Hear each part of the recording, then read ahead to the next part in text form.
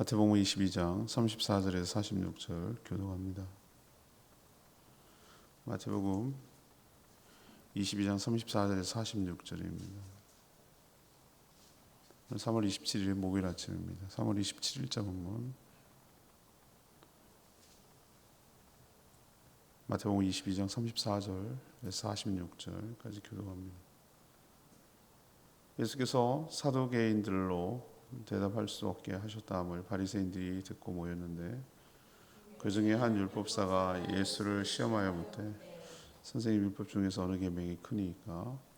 예수께서 이르시되 내 마음을 다하고 목숨을 다하고 뜻을 다하여 주 너희 하나님을 사랑하시라 하시세.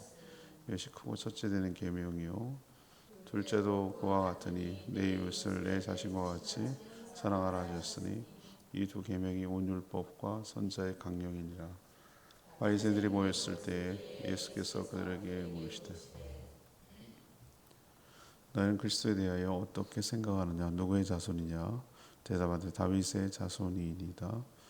이르시되 그러면 다윗이 성령에 감동되어 어찌 그리스도를 주라 칭하여 마르되 주께서 내 주께 이르시되 내가 내 원수의 원수를 내 발 아래에 둘 때까지 내 우편에 앉아 있으라 하셨도다 하였느냐? 다윗이 그리스도를 주로 칭하였은즉 어찌 그의 자손이 되겠느냐 하시니 한마디도 능히 대답하는 자가 없고 그날부터 감히 그에게 묻는 자도 없더라.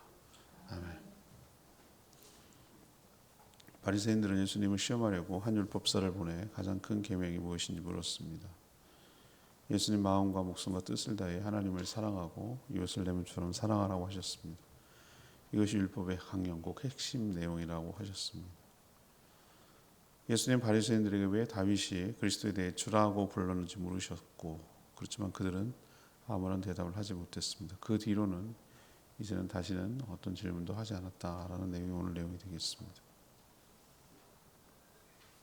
오늘 질문은 예수님은 계명에 대해 뭐라고 하셨습니까? 이것이 오늘 질문입니다. 예수님은 계명에 대해 뭐라고 하셨습니까?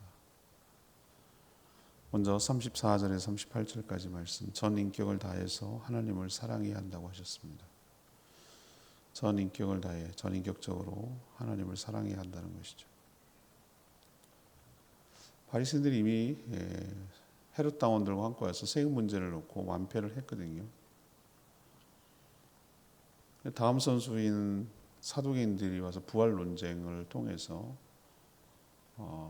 그들이 졌다, 예수님이 완승했다, 이런 소식을 듣고 다시 한번 이겨서 사두개인들을 코를 납작하게 해주려고 시험하려고 다시 덤볐습니다.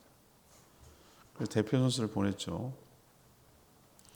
율법사를 보내서 가장 큰 계명이 무엇인지 물었습니다. 이게 왜 함정 질문이냐면 어느 하나를 지목하면 다른 것으로 공격할 생각, 그들이 맨날 하는 일이 이런 거기 때문에 충분히 승산 있는 것이라고 했죠. 예수님은 그때마다 대답을 달리하고 반응을 달리하시는데 이번에는 무슨 일인지 이들의 의도를 알면서도 대답을 회피하지 아니하시고 전공법을 택하셨습니다. 신명기, 그러니까 6장 5절에 있는 말씀인데 레마, 쉐마라고 하는 그 부분에 나오는 것이죠. 이 말씀을 인용하셔서 마음을 다하고 목숨을 다하고 뜻을 다하여 주 너희 하나님을 사랑하라는 계명이 가장 크고 첫째 되는 계명이라고 딱 그들의 원하는 대답을 해줬습니다. 여기서 마음과 목숨과 뜻은 무엇을 의미할까요? 한 사람의 전 인격을 의미합니다. 우리 인격을 구성할 때 마음과 목숨과 뜻인 것이죠. 우리는 굳이 그걸 구분하지는 않습니다. 바디가 있어야 되고 영혼이 있어야 되고 어떤 정서도 있어야 되고 의지도 있어야 되고 인격적인 요소가 여기에 담겨 있는 것이죠. 그러니까 전인격적으로 몸만이 아니라 마음과 영혼까지도 온전히 하나님을 사랑해야 한다는 것이 핵심 내용이라고 전했습니다. 하나님을 사랑하되 자신의 모든 것으로 사랑해야 한다. 이것이 예수님의 대답인 것이죠. 더 나아가서 나머지 모든 계명은 바로 하나님을 사랑하기 때문에 지켜야 한다는 뜻이기도 합니다. 이것이 모든 계명을 지키는 바탕이 된다는 것이죠. 우리가 자꾸 문구, 조항, 어떤 항목에 대해서 지켰는지 안 지켰는지를 여부를 떠나서 하나님을 사랑하면 모든 것이 다 계명을 지키는 것이죠. 그래서 사랑하는 것이 사랑의 율법의 완성이라고 하셨어요. 그러나 문구는 지켰을지 모르지만 사랑하지 않는 마음에서 하는 것은 그건 지킨 것이 아니라는 거죠. 역설적으로 말해서. 우리도 보면 상대를 정말 사랑하고 존경하고 위하고 그러면 다양한 창의성이 나오고 다양한 일들을 행할 수 있어요. 항목이 없는 것도 상관없어요. 그럴 상황일 때 어떻게 해라는 말이 없어도 사랑하면 어떻게 내가 처신하고 어떻게 되어야 되는지 답이 나오거든요. 그것이 모든 계명의 시작이고 그것이 핵심이에요. 하나님을 사랑하면 하나님을 사랑하기 때문에 뭐 하는 거죠? 하나님 싫어하는 걸 안 합니다. 하나님을 사랑하기 때문에 하나님이 좋아하는 걸 합니다.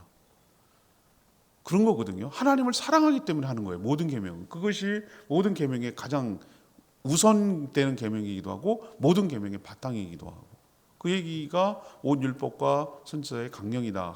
핵심 줄거리다. 요지다. 그런 얘기거든요.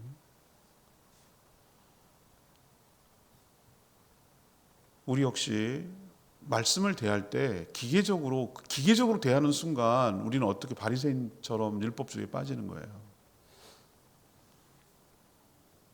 이건 우리 알고 있어요. 어린아이들도 알아요. 내가 저 사람을 좋아해, 사랑해. 그러면은 아이들도 내가 해야 할 거, 하지 말아야 될 거, 어떻게 하는 것이 사랑인 건지에 대해서 알고 있어요. 알아요. 본능적으로 알아요. 이거는 뭘 가르쳐서 되는 문제가 아니에요. 그냥 사랑하면 자연스럽게 나오게 되어 있어요. 뭘 하지 않았다고 해서 하나님 그 계명을 지키는 게 아니에요. 뭘 했다고 해서 계명을 지키는 게 아니에요. 중요한 것은 사랑이 빠져버리는 상태에서 어떤 한 것은 의미가 없다는 거예요. 우리도 하나님 모든 것을 지키는 모든 것을 해야 되는 근본 바탕에 뭐가 깔려 있어야 되냐면은 하나님을 지극히 전인격적으로 하나님을 사랑하는 마음에서 모든 일을 행하고 지키고 살아가야 될 줄로 믿습니다. 이것이 바로 계명의 핵심 근간이다. 이 얘기를 지금 예수님이 하시는 거죠. 세 번째 39절에서 40절 하나님의 사랑은 이웃사랑으로 이어져야 된다라는 것을 우리에게 가르쳐 줍니다. 예수님께서 둘째도 그와 같으니 라고 하셨어요. 자신의 이웃을 자신의 몸처럼 사랑하라고 하셨습니다. 이건 역시 말씀을 인용한 거예요. 레위기 19장 18절에 있는 말씀을 인용하셔서 말씀하신 거예요. 이 두 계명 하나님을 사랑하고 이웃을 사랑하는 거 이 두 계명이 온 율법과 선지자의 강령이라고 하셨어요. 온 율법과 선지자는 그 당시 구약이라는 개념이 없었다니까요. 우리는 지금 구약 성경, 그러니까 신약 성경 이렇게 다 편집이 돼가지고 모아가지고 책을 하나 성경으로 만들었지만 그 당시 그런 개념조차가 없었어요. 그러면 다 낙본어로 돼 있었어요. 근데 온 율법과 선지자라는 이 개념 자체가 구약 성경, 지금 우리로 치면은 구약 성경을 뜻하는 말이에요. 강령이 뭡니까? SFC 강령 이런 표현을 쓰고 있는데 전체 핵심 내용 이런 내용이에요. 그게 이제 강령이라고 부르는 거죠. 이와 같다는 표현은 하나님을 사랑하는 것 못지않게 이웃을 사랑하는 것도 뭐예요? 중요하다. 그 가치에 있어서는 비중에 있어서는 똑같다. 그 얘기거든요. 가치와 비중엔 차이가 없다는 얘기예요. 하지만 첫째, 둘째 이런 표현을 했던 그걸 알아야 되는 것이죠. 하나님을 사랑하는 것이고 둘째가 이웃을 사랑하는 것인데 이 왜 첫째, 둘째 이렇게 쓸까? 그러면 중요한 게 1번 첫째가 아니냐, 둘째는 그 다음 아니냐 이렇게 이건 중요도의 차이점이 아니라 순서와 흐름이 그렇다는 거예요. 순서와 흐름. 하나님을 사랑하는 것이 먼저 이루어져야 그 관계가 회복돼야 이웃을 사랑할 수 있다는 거예요. 그 순서의 차이를 말하느라고 첫 번째, 두 번째 말하는 것이지 중요도의 차이 첫 번째, 두 번째 하나님을 사랑하는 것이 제일 중요한 거 그거보다 못하는 것이 이웃을 이런 게 그와 같은 이에는 하나님 사랑과 이웃 사랑은 비중이 똑같다. 가치가. 다만 하나님을 사랑할 수 있을 때 이웃도 사랑할 수 있다. 그것을 얘기하느라고 순서를 얘기하느라고 첫째는 둘째는 이렇게 얘기한 거예요. 이웃을 먼저 사랑할 수가 없다는 뜻이고요. 그렇게 한다고 해도 한계가 있고 계속 그런 식으로 하나님을 사랑하지 않는데 이웃을 사랑한다는 것을 계속 한다? 이거는 처음에는 좀 할 수 있을지 모르지만 나중에는 사랑할 수가 없어요. 사람은 사랑을 만들어내는 존재가 아니에요. 하나님은 사랑이시라. 이 말을 여러분 기억하셔야 돼요. 모든 사랑은 하나님으로부터 오는 것인 줄 압니다. 우리가 남을 사랑할 수 있다는 거, 그건 하나님께 받은 사랑으로 사랑할 수 있는 거예요. 우리가 원천적으로 뭔가를 부를 창출해낼 수가 없어요. 우리는 누군가로부터 도움을 받아서 우리가 쓸 수 있는 가용자원이 나오는 거예요. 그것을 다른 사람을 갖고 섬기고 하는 건데, 내게 받은 것이 없다, 내게 소중히 아무것도 없다, 내게 줄 것이 없으면 남을 섬길 수가 없어요. 그 원칙이에요. 하나님께 받은 사랑을 가지고 남을 사랑할 수 있는 것이지, 내게 사랑이 없으면 남을 사랑할 수 있는 것은 가짜로 살아가든지 위선적으로 살아갈 수밖에 없다는 거예요. 오늘 비가 간절히 내기를 소원하고 기도했습니다. 찔끔찔끔 내릴 것 같아요. 오후에 내릴지 얼마나 될지. 근데 어제도 얘기했지만 보세요. 비가 어떤 원리에 의해서 내려지는지도 알아요. 비를 만들어내는데 엄청난 비용이 들어가기 때문에 감당이 안 돼요. 원리는 알아요. 지금 다 하늘 쳐다보고 있어요, 사람들이. 저는 이거 보면서 좀 이 어리석은 인간들아 좀 깨우쳤으면 좋겠다는 생각이 드는 거예요. 과학이 이렇게 발달했고 어쩌고저쩌고 얘기를 해도 하늘 쳐다보고 있다니까요. 이게 뭘 말하는지 여러분 아시죠? 하늘 쳐다본다는 얘기 왜요? 그거는 비가 안 내릴 수도 있고 내릴 수도 있다는 거예요. 그거는 진짜 그 자유를 섭리하시고 주권을 갖고 계신 하나님의 손에 달렸다. 너의 운명이 홀라당 다 태울지 여기서 멈출지는 하나님의 손에 달렸다라는 뜻이에요. 그런데도 불구하고 오만방자하게 하나님 없이도 살아갈 수 있다고 생각하는 이 인간의 그 불손한 태도, 이 교만한 태도가 그런 재앙을 일으킨다고 나는 생각을 하는 거예요. 우리는 하나님의 사랑을 충분히 받게 될 때, 관계가 회복될 때 비로소 이웃을 사랑할 수 있게 될 줄 믿습니다. 그렇게 흘러가는 거예요. 흘러가는 거예요. 거꾸로 안 돼요. 흘러서 내려가는 것이지 되돌아가진 않아요. 물은. 우리도 하나님 사랑을 충분히 받아 그 사랑을 가지고 이웃을 사랑하며 살아가는 복된 인생 되기를 축복합니다. 세 번째는 41절에서 46절까지 말씀. 하나님의 계명을 제대로 알고 믿어야 한다. 이것을 우리에게 가르쳐 줍니다. 바리새인들은 성경을 예수님을 시험하는 도구로 악용했죠. 그들이 자신 있어 하고 매일 논쟁하는 최우선 계명을 들고 시험하려고 덤볐으나 예수님의 거침없는 대답에 할 말을 잃어버렸어요. 근데 예수님이 늘 수동적으로 공격해오면 방어만 하시냐? 아니요. 이번에 오늘 46절을 보세요. 여기는 예수님이 주도적으로 그들의 무지를 드러내는, 수비로 치면 공격을 하고 있는 모습이에요. 그들에게 물었어요. 그리스도는 누구의 자손인가? 이건 상식적인 얘기예요. 율법학자가 아니어도 모든 이스라엘 백성들이, 바디메이도 알았는데 바디메이도 다윗의 자손입니다. 다윗의 자손 예수요. 그냥 일반 사람들, 다윗과 언약을 맺은 대로 다윗의 후손으로 메시아가 온다는 것을 모든 평범한 사람들 다 알고 있어요. 그러니까 이거 대답하는 건 하나도 어렵지 않아. 그리스도는 누구의 자손인가? 다윗의 자손이죠. 그걸 뭘 몰라서 물으시나? 이렇게 되는 거죠. 다윗 언약에 근거해서. 그런데 그들이 놓치고 있는 지점을 얘기하는 거예요. 다윗의 고백, 이것도 역시 시편 110편 1절을 인용한 말씀이에요. 찾아봤어요. 내가 뭐라고 했는가? 이 시편 110편 1절이 이렇게 표현됐어요.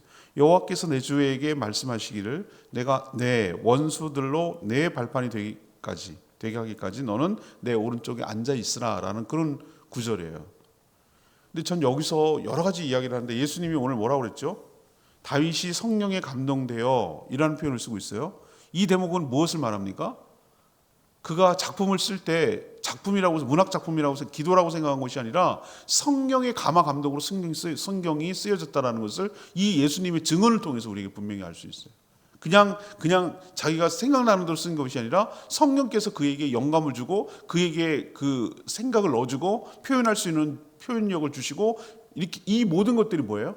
성령께서 주도해 가셨다. 이거는 다윗의 고백이기도 하지만 성령께서 그렇게 할 수 있도록 하셨다라는 뜻에서 신적 권위를 갖는 성경의 일부다, 이런 얘기를 지금 하시는 거고. 근데 왜 다윗은 그리스도를 자손인데도 불구하고 주라고 표현했지 너를 말할 수 있겠느냐? 자기 후손, 그것도 언제 태어날지 모르는 후손을 나의 주님이라고 말하는 게 말이 안 되잖아요. 다윗의 후손을 인간적으로만 친다면, 여러분 자기 후손 보고 주님이라고 말하는 사람이 어딨냐고. 아무리 보잘것없는 선조라 하더라도 자기 후손이 아무리 뛰어난다고 하도 자기 후손들에게 주님이라고 말하는 자는 없거든요. 없죠, 그죠? 없습니다.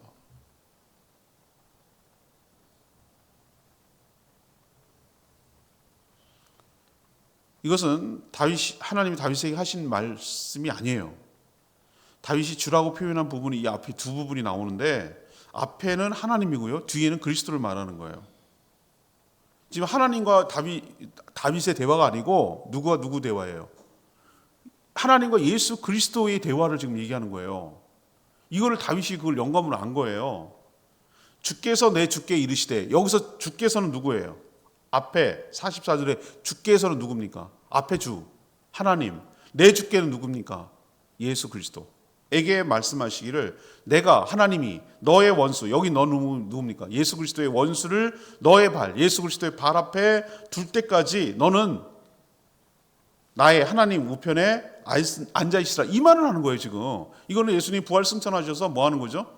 우편에 앉아 계셔서 다시 모든 원수를 제압하고 심판하시고 발등석이 될 때까지, 발 아래 무릎을 꿇을 때까지 너는 내 우편에 앉아 있으라고 하나님이 그리스도에 대해서 말씀하신 내용이에요. 그거를 무려 예수님이 오시기 전에 1000년 전에 다윗이 이런 걸 썼다는 사실이 놀랍지 않으세요? 이거는 성령의 감화 감동 아니면 불가능한 거라. 그런데 그 다윗의 후손이 예수 그리스도라는 것이죠, 육신적으로 보면. 근데 앞에서 말했던 건 누구죠? 그리스도께서 다윗이 그리스도를 내 주라고 표현했잖아요. 두 번째 내 주가 그리스도잖아요. 근데 내 주라고 표현했잖아요. 자기의 후손으로 올 그리스도를 향해서 내 주인님이라고 표현했다. 여러분 좀 이해를 못 하시는 것 같아서 내가 좀 내 표현력이 딸리나 싶기도 한데,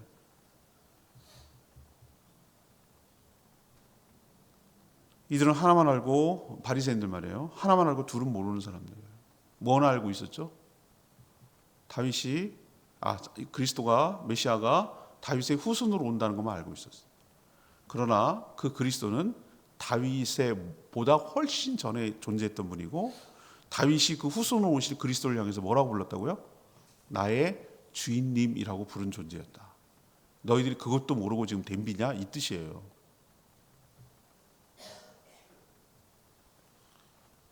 육체적으로는 다윗의 후손으로 오시겠지만 그분은 원래 선제적인 분이고, 선제적으로 있었던 분이고, 모든 자의 주인님 되신다라는 것을 너희들은 깨닫지 못하느냐라고 공격한 것이죠. 이들은 일부만 안 것이고 잘 알고 싶은 건 안 것이고, 그러니까 이들은 한마디로 대답 못하고 그냥 돌아갔고, 그 다음부터는 묻지 않았다. 완패죠. 완전히 깨진 거죠. 이제는 더 이상 덤빌 수 없는 존재라는 것을 알게 됐다는 뜻이에요. 레마의 말씀이 46절 끝에 말씀이네요. 한마디로 너희 대답하는 자가 없고 그날부터 감히 그에게 묻는 자도 없더라.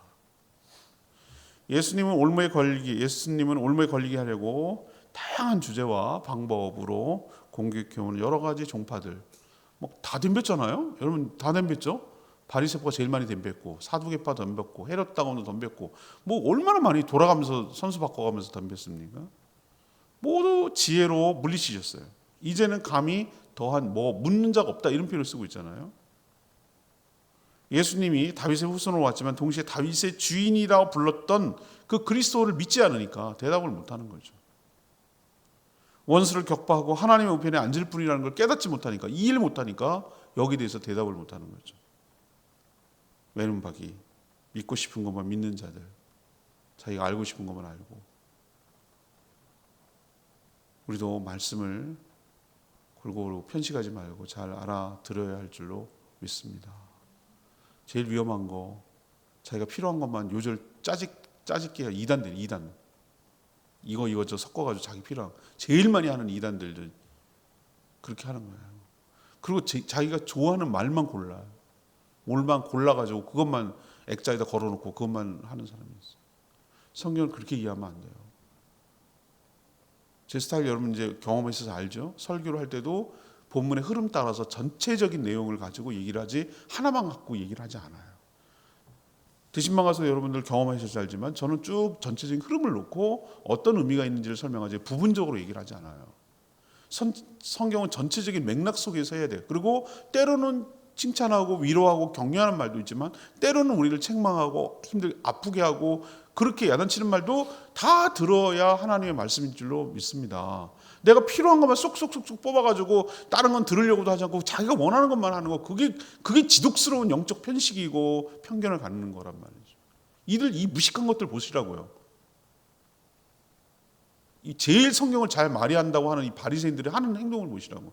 예수님의 그 역질문에 대답을 못해요. 쩔쩔매는 거예요. 왜 다윗이 그리스도를 주라고 했는지 이 부분에 대답을 못하잖아요. 맨날 밥 먹고 그거 하는 건데. 여러분도 겸손할 필요가 있고 주의 말씀을 골고루 편식하지 않고, 제가 왜 이 본문을 복있는 사람 가지고 왜 계속 하는지 여러분 아세요? 이제 간증도 했거든요. 교육자 시간에. 왜 하는 줄 아십니까? 저 역시 편식할까 봐. 저 역시 엄마가 맨날 자기 먹기 싫어하는 거 애들한테 안 주거든요. 엄마의 식성에 따라 부모가 결정되는 거예요, 자녀들이. 근데 제가 설교하기 좋고 할 얘기만 많은 것만 쏙쏙 뽑아가지고 한다고 쳐봐요. 그럼 어떤 성경은 한 번도 다루지 않고 그냥 누락되는 거예요. 근데 그것도 필요할 때가 있거든요. 하나님의 말씀이기 때문에. 그래서 신구약 골고루 왔다 갔다 해가면서 전체적으로 창세기부터 요한계시록까지 전 성경을 전부 다 모든 말씀들을 다 하나님의 말씀으로 받고 알고 이해할 수 있도록 골고루 편식하지 않도록, 그것을 제가 스스로 하지 않고 주어진 대로 하다 보면 그 편집한 대로 따라가면은 골고루 편식하지 않고 갈 수 있는 것을 제가 승복을 해야, 말씀을 전하는 제가 거기 따르겠다고 승복을 해야, 그래야 성도들이 편식을 하지 않는 거예요. 그 이유예요. 그 이유. 여러분 말씀을 편협하지 않게 골고루 종합적으로, 오늘 표현한 대로 성령의 감동으로 쓰여진 책은 성경의 감동으로. 예수님이 그랬잖아요. 다윗이 성령의 감동되어 썼잖아요. 이 표현 썼잖아요. 그러니까 성령의 인도하심 따라, 성령의 조명을 따라 말씀을 이해하고 알아갈 때 그 풍성한 세계, 놓치고 있는 부분이 보인다는 거예요. 제가 네 번째 때 그 몇 번 말씀드렸잖아요. 안 보이던 게 보이더라. 깨닫지 못했던 것이 보이더라. 성경은 항상 살아있는 하나님의 말씀이더라. 전에 안 보였던 게 보이더라. 이건 제가 경험을 했기 때문에 자신 있게 말하는 거예요. 깨닫지 못했던 걸 깨우쳐 주시는 하나님의 은혜가 있더라. 여러분도 이 맛을 알고 하나님의 풍성한 말씀의 세계에 은혜 경험하게 되기를 간절히 축복합니다. 오늘 이 본문을 고민하다가 너무 잘하는 말씀이긴 한데 다시 한번 우리가 되뇌일 필요가 있다. 이 생명의 삶 이 부분이 첫 시간에 하는 얘기지만, 그래서 오늘 주일 설교 다시 한번 말씀을 드릴게요. 104장 찬양집 주님만 사랑하는 104장 찬양하겠습니다. 찬양집 104장입니다.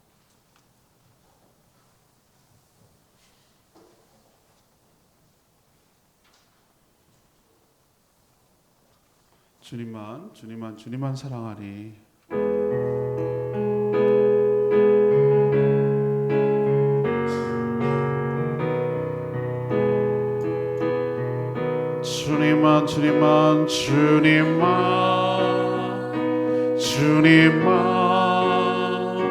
주님만 사랑하리.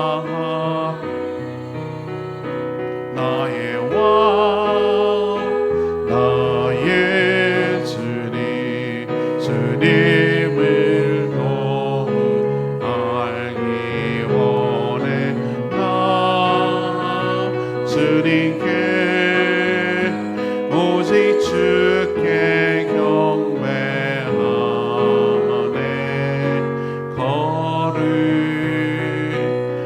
걸을 존귀하신 주 사랑합니다.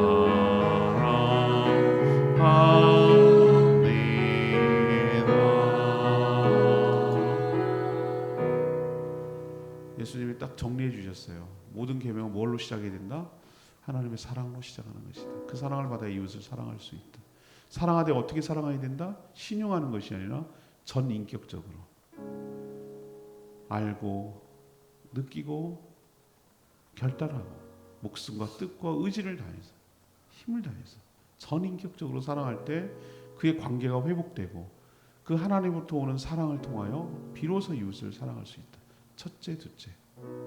그러나 이웃사랑이 결코 하나님의 사랑보다 가치가 낮은 것은 아니다. 비중이 낮은, 똑같다. 그와 같다. 하나님 말씀을 온전히 깨닫고 이 계명대로 살아가는 저희들 되게 해달라고 주여 외치며 기도하겠습니다. 주여 하나님, 주님만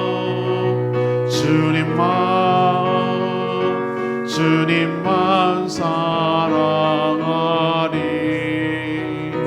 나의 왕 나의 주님을 더욱 알기 원해. 나 주님께 오직 주께 경배하네. 거룩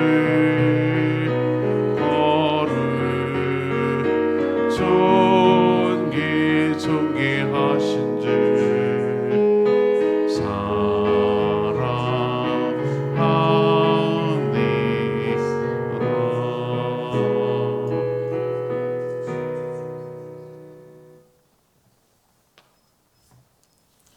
하나님, 예수님의 말씀처럼 저희가 전인격적으로 하나님을 사랑하기를 원합니다.